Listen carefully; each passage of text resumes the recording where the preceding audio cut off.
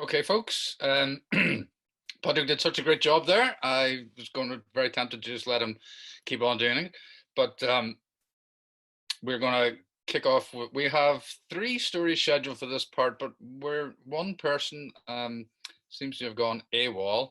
So I've just been asked, where's my hair? I'm afraid this is my lockdown cut. So uh, it's as good as it gets.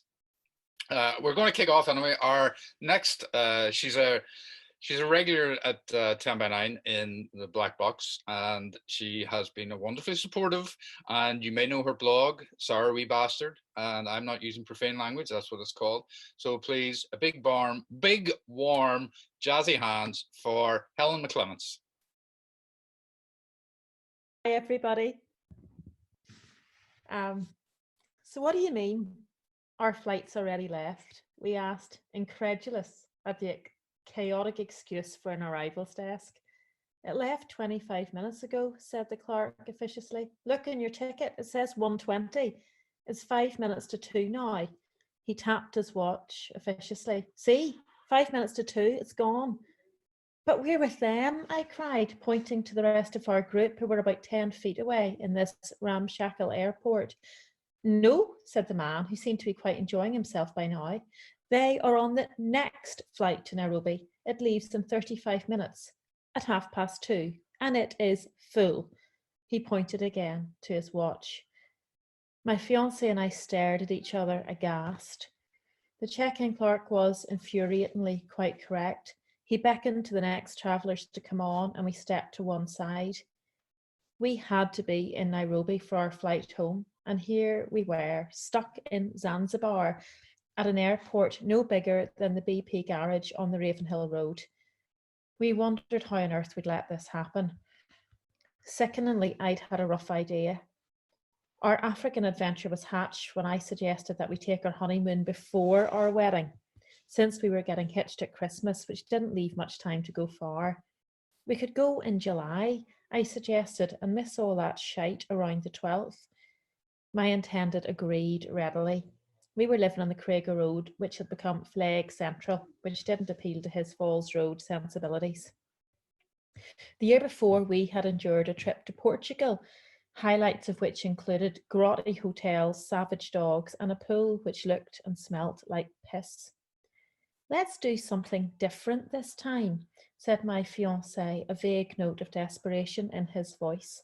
Something neither of us have done before.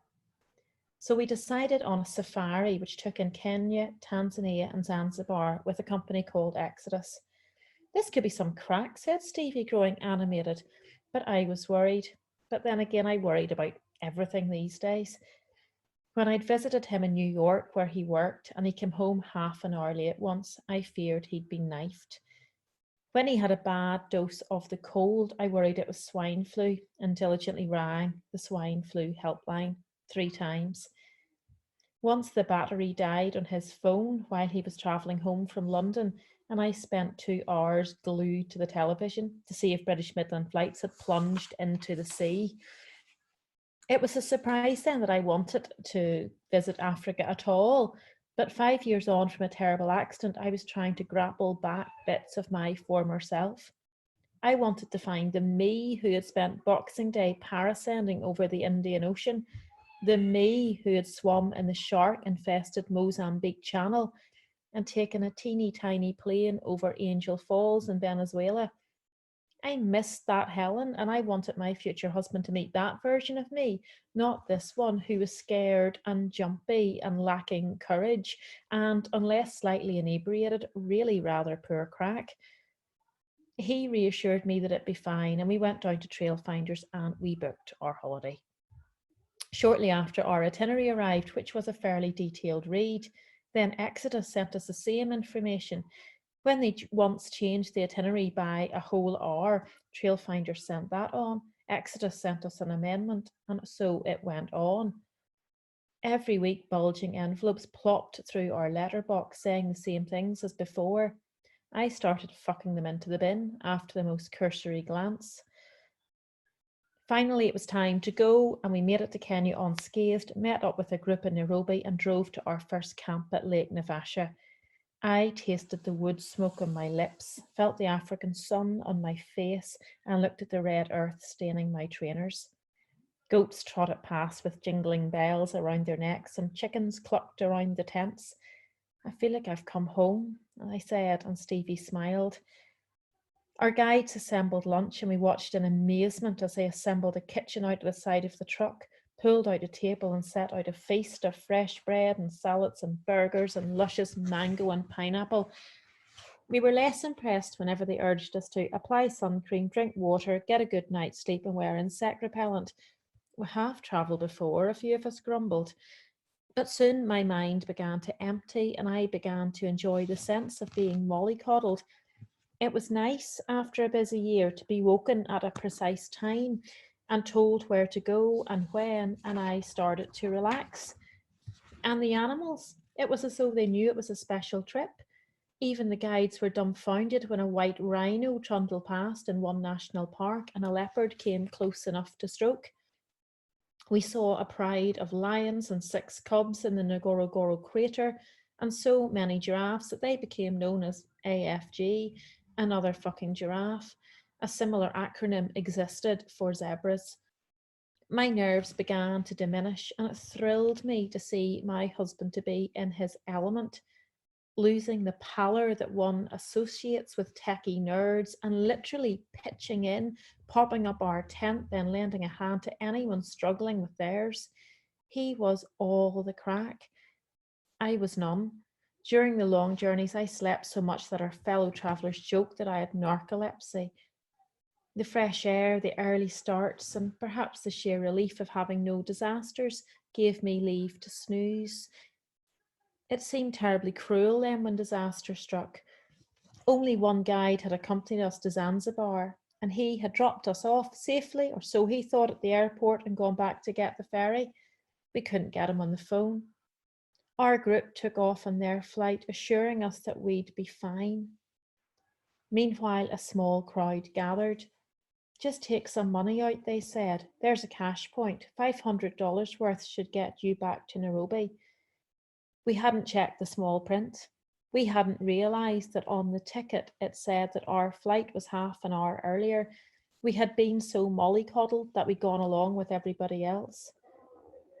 There was much laughing and joking in Swahili, and an argument broke out between a couple of men, both of whom clearly wanted a cut for sorting our travel. There was much pointing and staring and laughing at us, the hapless white people. I was almost in tears. I had seen the shacks in which people lived on the island, their tattered clothes and desperate need for money. I feared that we would be bundled into a taxi, robbed, and then murdered. Air Kenya weren't taking any calls since it was a Sunday, and their distinctly unchristian clerk had packed up and gone home. It was now almost 5 o'clock. There wasn't even a shop to buy water, and I stood parched and forlorn. All the while Stevie negotiated, reasoned, and looked unfazed. And suddenly a posh voice perked up. "You look awfully stressed, dear. Can I get you some water?" He pulled a bottle out of his bag. He and his wife were there, waving off their son, who needed to get to Kenya too. Chancers, the whole damn lot of them, he said, as his son, equally posh, haggled about a charter flight. It didn't happen either. "Tell you what," said the posh man, "come with us. We'll get you back to Stone Town, and you can stay the night in a hotel." His wife, a tiny French woman, nodded, and off we trooped to the car. We were beating along the main road at quite a clip when, under his wife's direction, he pulled into a side road and we chugged over potholes into a small settlement of makeshift houses. Oh, fuck. This is it, I thought, imagining that our rescuers were actually Bond villains, having colluded with the opportunists at the airport. This is where I was sure I needed the courage to face my death. Instead, children began pouring from the houses, throwing themselves into the arms of the French woman as though she was Mother Teresa. "Oh, bloody hell, come on," said her husband, as on and on went the hugging and the kissing. Back into the car she hopped, and back we went to Stone Town. Stevie was in quite good form.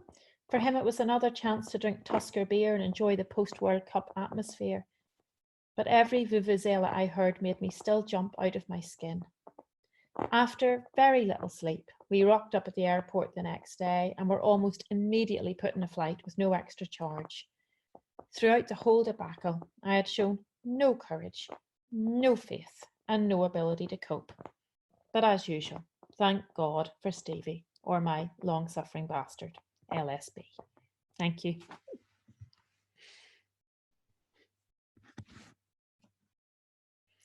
And if you heard a lot of noise there, it was the cat who got into a pot and was eating my chicken.